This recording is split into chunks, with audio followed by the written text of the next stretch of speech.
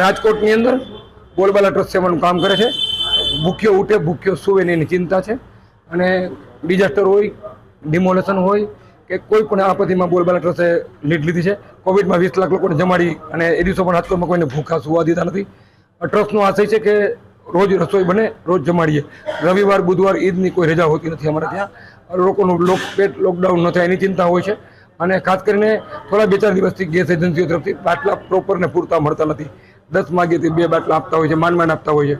કાલે બાટલા આવ્યા જ નહીં, એટલા માટે અમારે રોટલી બનાવવામાં મુશ્કેલી પડી અને બ્રેડ મગાવવી પડી।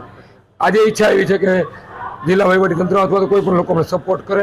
જો બાટલા પ્રોપર ને પૂરતા મળી જાય તો બોલબાલા ટ્રસ્ટનું સેવાનું કામ અવિરત ચાલુ રહે અને બોલબાલાનું અન્ન ક્ષેત્ર આ સૌરાષ્ટ્ર ગુજરાતમાં, રાજકોટમાં કોઈ ભૂખ્યો ઉઠે ભૂખ્યો સુવે નહીં એ સંકલ્પ સાથે કામ કરી રહ્યું છે। તો અમે સપોર્ટ કરવા વિનંતી।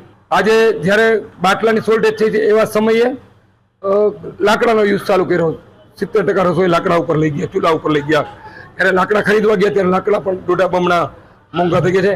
ઘણી વાર તો ફ્રી મળતા હતા, પરંતુ આજે વ્યાજબી ભાવે મળવા પણ તૈયાર નથી। ત્યારે આવા સમયે તો બોલબાલા ટ્રસ્ટને લાકડા અથવા બાટલામાં જ્યાં ક્યાં સપોર્ટ થાય એ મારી લાગણી છે।